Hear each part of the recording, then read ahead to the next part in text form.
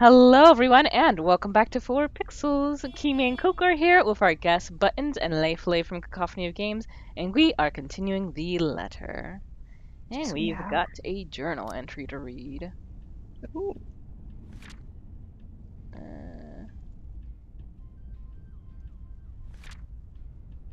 Oh, there it is. There it is. Friday, October 21st. While waiting at the mansion, Rebecca overheard a brief conversation between the Wright couple, their interior designer, and estate agent Rose Cooper. It was discovered afterwards that Isabella had already left a few hours ago. Why couldn't you say that in the first part, Rose? Probably only found out afterwards because she wasn't there when Ashton took Isabella. That's true. So someone must have Also, just. Good? that was a decision that we got to make. So it probably was the easiest way to write that in without changing an entire, whole section of the game. That's Wait. true. Did we? Yeah, we got to pick whether we waited for Rose or left with Ashel. Alright. I'm almost positive. I've been really wrong this entire LP. I'm just gonna throw that one out there. No. 2 instances, it was the game being bullshit. I can't read questions. I can't read names. Just don't trust me. Or was it Lorianne? Yeah. Yeah, Lorianne.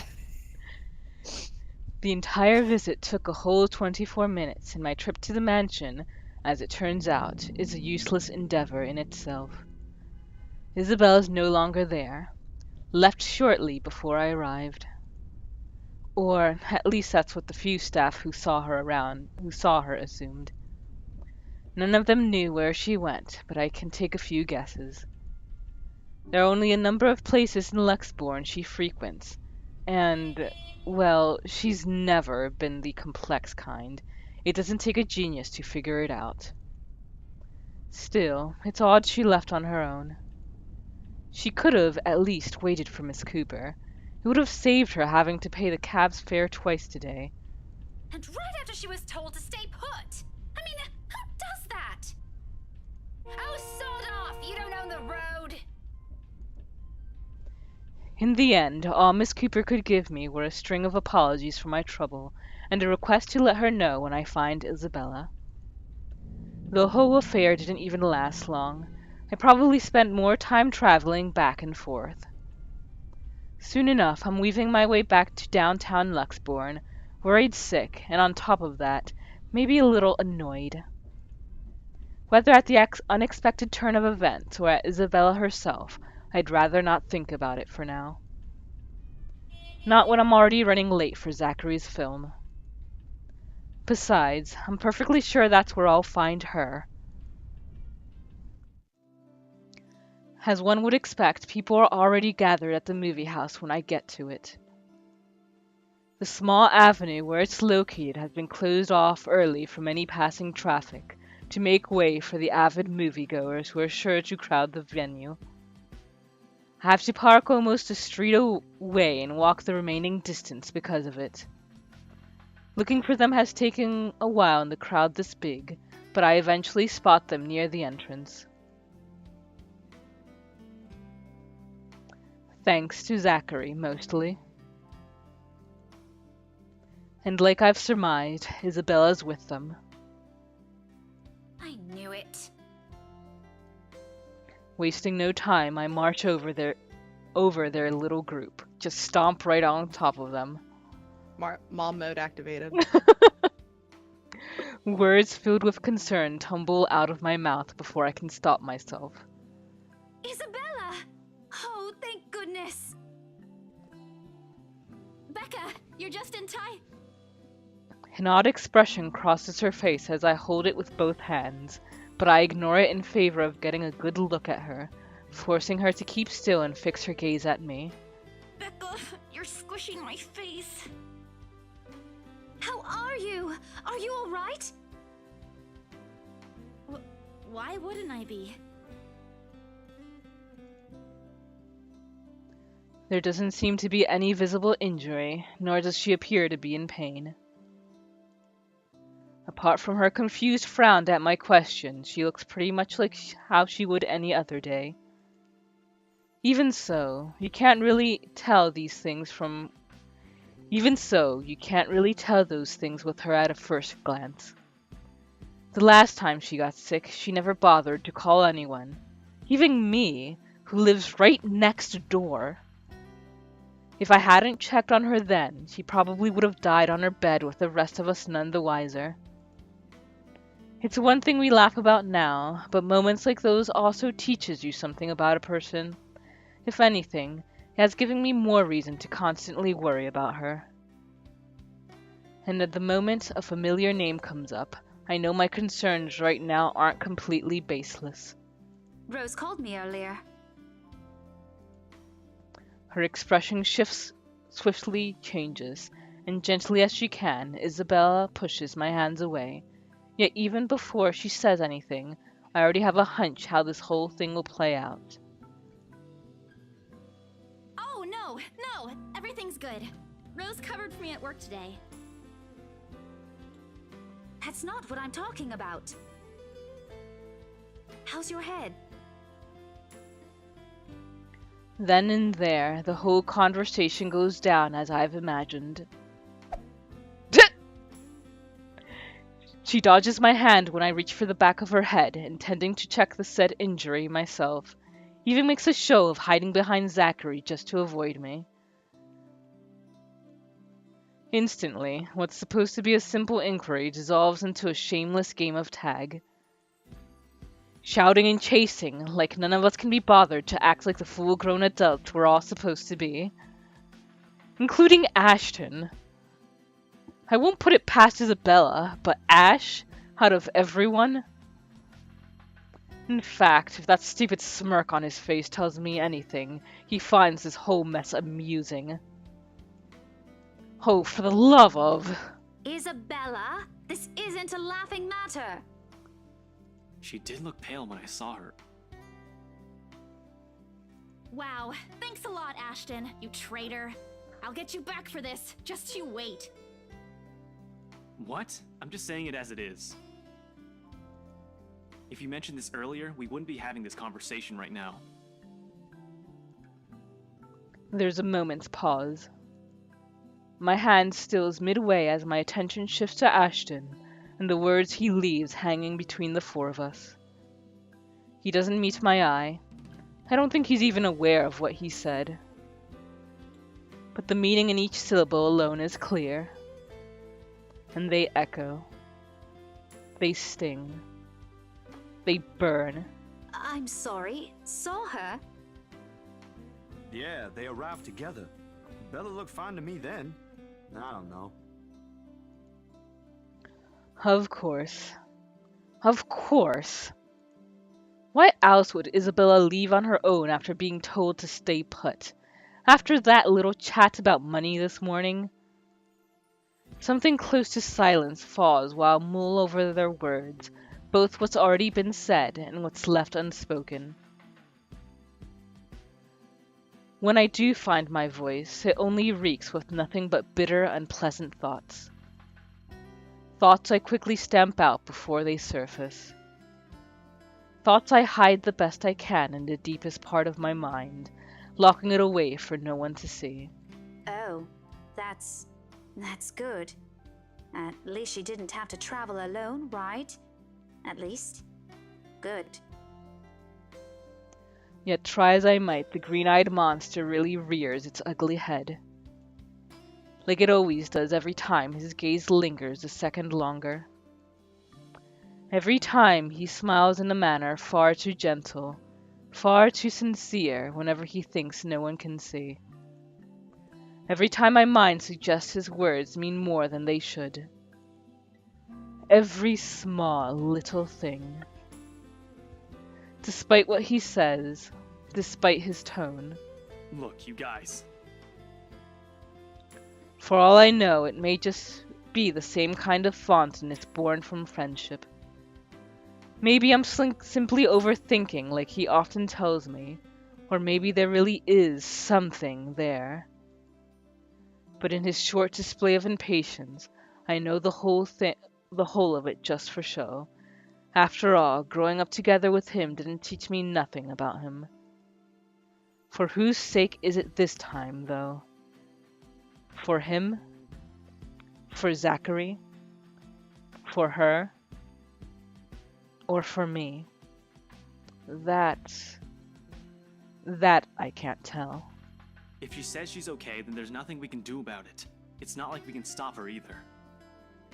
Besides, she's still acting like the same old Isabella to me, if she can still run around like that. Why are you taking her side? I'm not. But if she wants to watch Zach's movie with us, I'm not going to stop her. She's probably the one looking forward to it the most. Ash, that's... You, of all people, should know...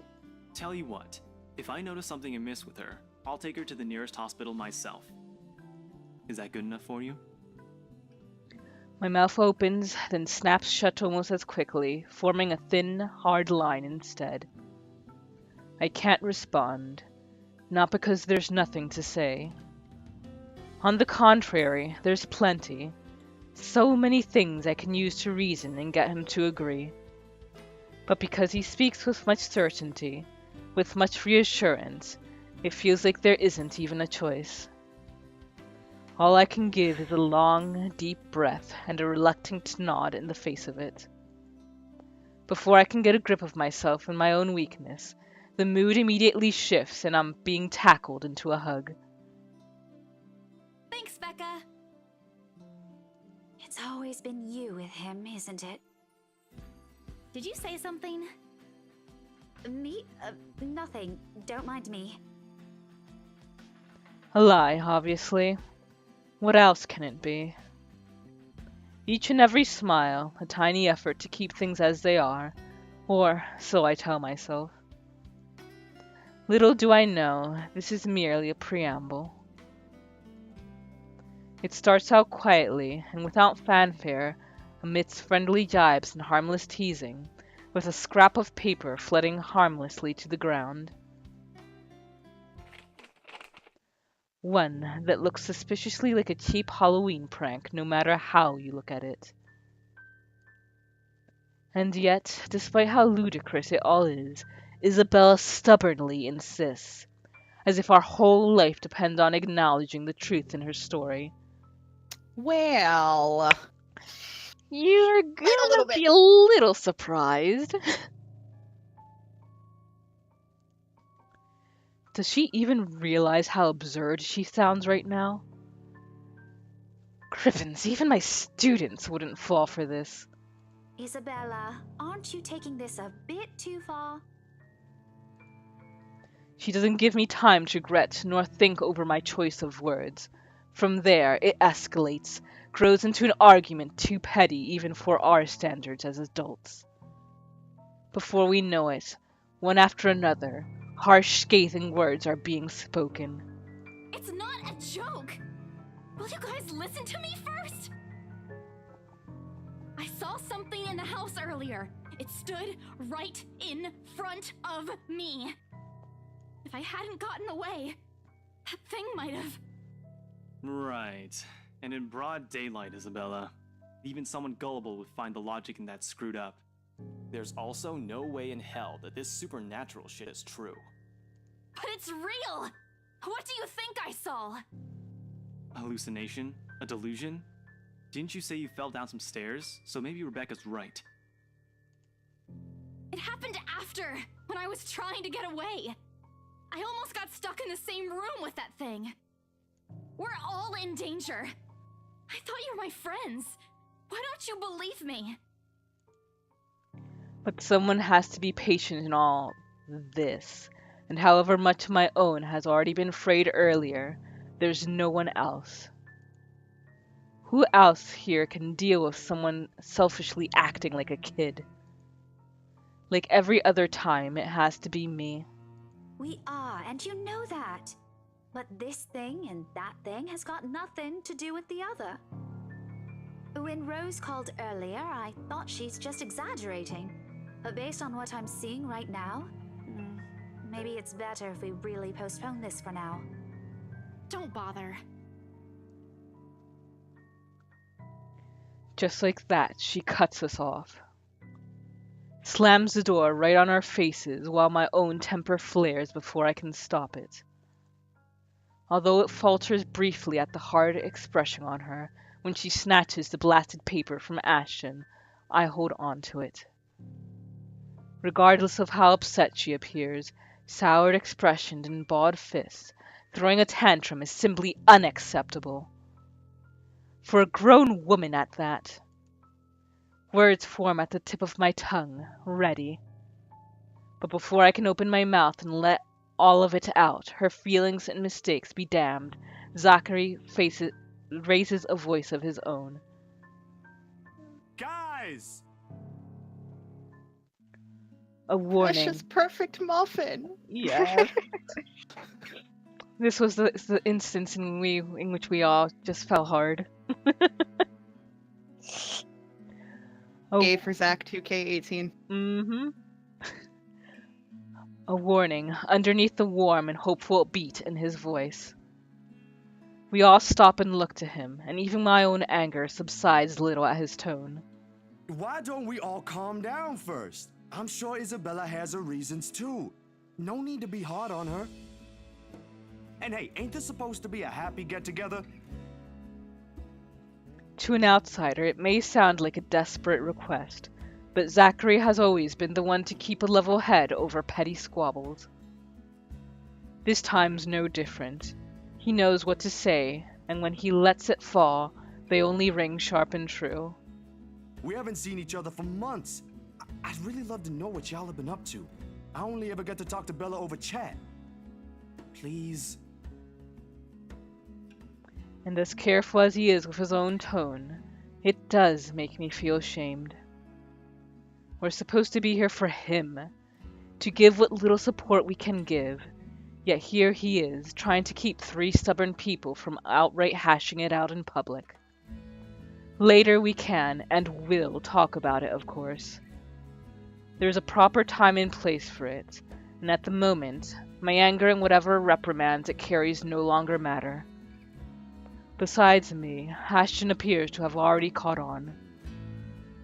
The lines of his shoulders ease to something much more relaxed, his expression back to its usual nonchalance. Isabella, however. She stands perfectly still, her hands clasping the straps of her bag like a lifeline, eyes trained at some point near her shoes. There's no anger in her face, only an undeniable hurt. But she's never been good at hiding what she thinks, always the open book, always the one to wear her heart out in the open. And when she looks up, her answer is also as simple. If we keep arguing here, we're going to miss the first few minutes. Her lips are curled up in a smile. Though lacking both its usual brightness and glee, it's a smile nonetheless. I've seen it countless of times. It's the very same one she would show when she knows has no other choice, or simply when things are tough for her. But despite everything I already know about her, it still catches me off guard. In all honesty, I expected her to run, to balk at the first sign of losing this time. I won't even be surprised. At 26, she is the youngest among the rest of us, less experienced, less accustomed to dealing with trivial quarrels like this. Yet here she is, holding herself and coping with it like how she would with matters concerning her family. Outside of that, to me, she has always been this childish, naive girl, and watching the opposite play out right now. Somehow, I find it difficult to wrap my head around it. All right, that's the Isabella I know. Oh, good. I thought for sure you were going to cry. But I envy her. What was that for? Stop calling me a crybaby! I'm not one. Oh, don't cry. Stop it! I envy her spirit, her warmth, her cheer, the shine in her eyes when she looks at the world. How everything seems to simply fall back into pleasant, lively rhythm with her around. How easily and tightly she fits into our lives, even without bonds only long years could forge, like a lost piece of a puzzle, despite her jagged edges. How she draws people to her with ease. How Ashton, of all people, can be drawn to her. Okay, scaredy cat then. That too. If you repeat that, I swear I'll... Let's just go. I make no effort keeping the bitterness from my tone. I let it seep, linger stiffly in the air as I avert my gaze from them. From their playful banter, their friendly teasing remarks, and Ashton's tender, affectionate smiles. All before the stabbing aches in my heart change into something too painful to bear. It's all in my head, is what I'd often tell myself. Yet the way my heart rends at just the sight of them hurts. And like a coward, I walk away from it, taking with me a small hope the movie will distract me away from all these thoughts. Because like this, it's easy to find something to hate in her. Jesus, Becca. Dusk has already given way tonight when we leave the film fest. Unfortunately, it does nothing to improve my mood like I'm hoping. Neither does the muggy air that greets us upon stepping back into the noisy streets. Too busy. Too loud. Too many people taking what little space the sidewalk offers. It forces anyone to bump shoulders with those they barely know, let alone care about. On a normal evening, I probably wouldn't have minded the crowd nor the human weather. It's not like any of them are bothering anyone. And yet, even with what's admittedly a pleasant company, I can't bring myself to lighten up. See you guys some other time. Yeah, see ya. Not even to return the smiles Ashton and Zachary gives us when we go our separate ways. Perhaps this started with Miss Cooper's call, or earlier than that. Maybe even the moment I left bed this morning. Bloody hell. It could have been caused because of that sodding letter, for all I know. I couldn't care less at this point. Wow. All I want is to get a warm bath, sleep, and wait for this dreadful day to end. Now, if only Isabella would stop babbling, then maybe this dulled throbbing at the side of my head won't turn into a full-blown headache, too. Zach did a pretty good job with his movie, didn't he? Even though Ash said he ran into some trouble late into filming. But I knew he had it in him. It's not like I didn't believe he couldn't do it. I mean, did you see his face after the credits rolled? All those months he worked on this, and everything's finally... You weren't even watching. Only the first minutes. I watched the rest of it, I swear. Besides, Ashton was the one who wouldn't stop asking questions. Well, why do we still need to talk about this then? I liked it. Ash liked it. You liked it. Shouldn't you be telling that to Zachary in person? I'm sure he'll appreciate it better than I ever will. I know that, but maybe there's something you want to say? Zach had you check the scripts before he went through everything, didn't he? You also worked on it, even if it was only for a short time. So, maybe you want to... I don't bother waiting for the rest. The moment I spot my car, I immediately make a quick beeline for it. Knowing her, this is merely another attempt at starting a conversation, just so we'll have something to fill the dead air, to replace the strained atmosphere we've almost walked into. One thing, The very thing I'm not too keen to deal with at the present. Behind me, Isabella also changes her pace to match mine, her soft strides growing brisk and uneven in order to catch up. A small part of me half expects she'll suddenly trip. She's not the clumsy sort, but there are definitely times when she can be the least coordinated person on the planet. Becca, hey! Oh no. Wait for me! And people wonder why I worry. They're not really completely unfounded once you've already grown familiar with her habits, though right now this is also the very end of the list of things I want to think about. Sometimes it does become overbearing. Even her voice as she calls after me sounds nothing more than background noise to my ears now. Rebecca, slow down, will you? Your car's not going to leave without us. The sooner we get on the road, the earlier we can get home. It's Friday, in case you didn't notice. I know what day it is, but the traffic's not going to magically disappear, even if we go there right now. I don't want to hear that from you.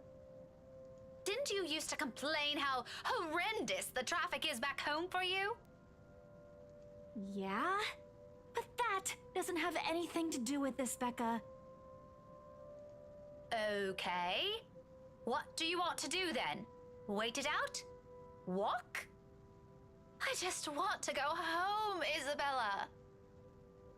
If you want to stay out here longer, I won't stop you. But leave me out of it. I'm not up for any other foolish excursions tonight. I wasn't thinking about an excursion.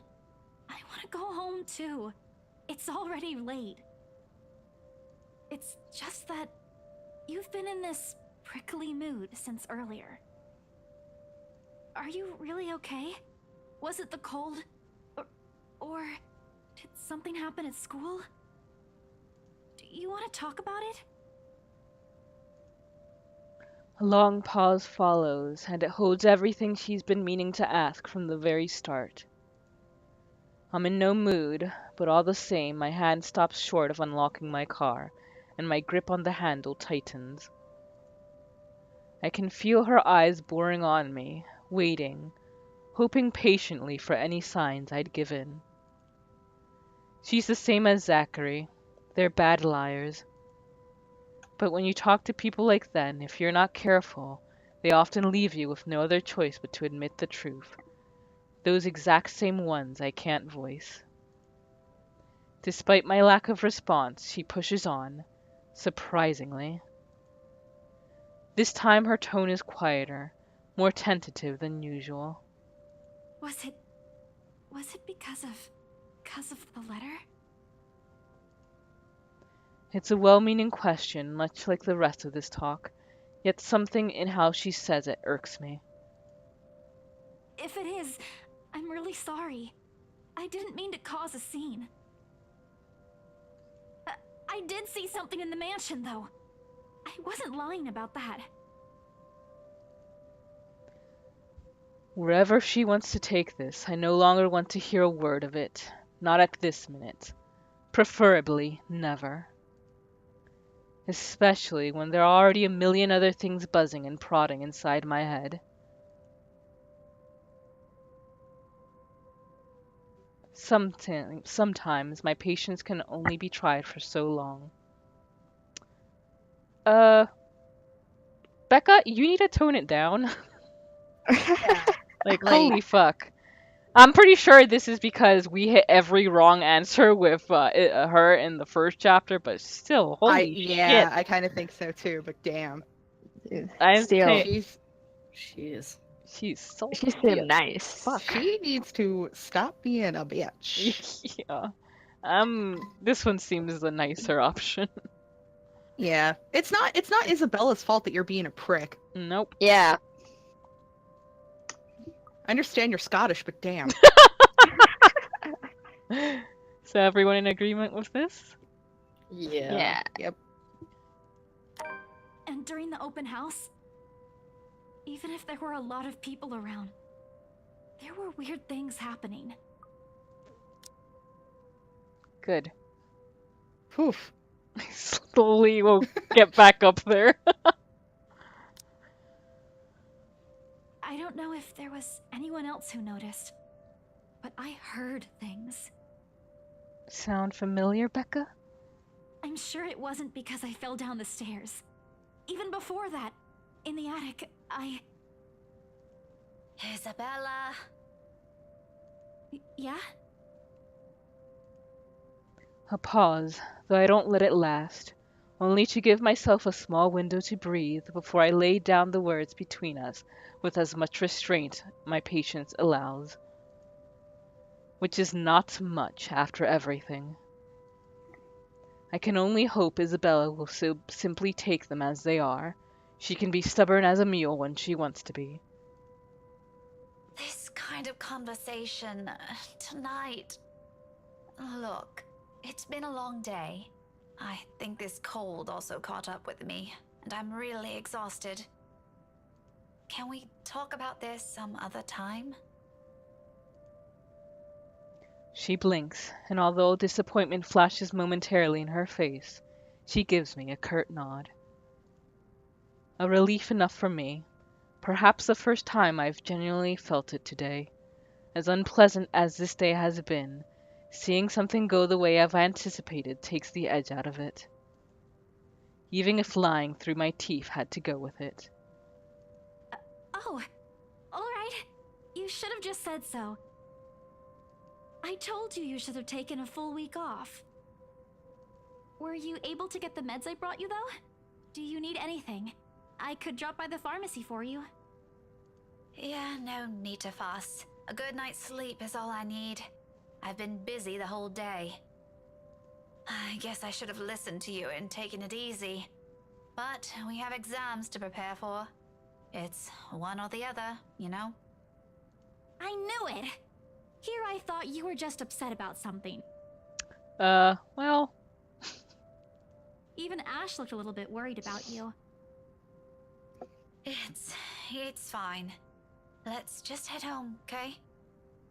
I'll make it up to you next time. Call me out to lunch or wherever, just... not right now. Okay, but should you be driving?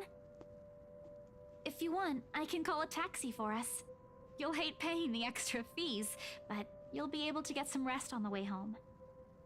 No, don't call a cab. I can manage driving at least. Just get in the car so we can be on our way.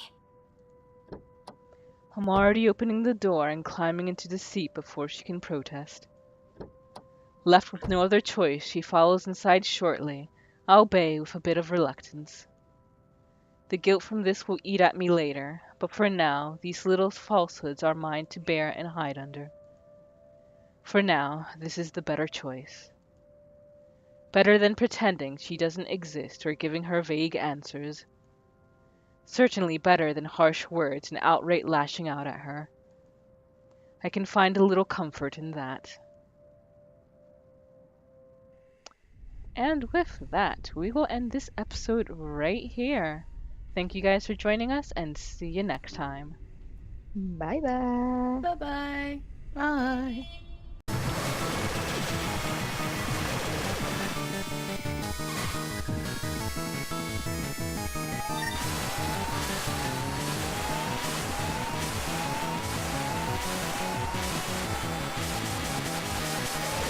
Boop.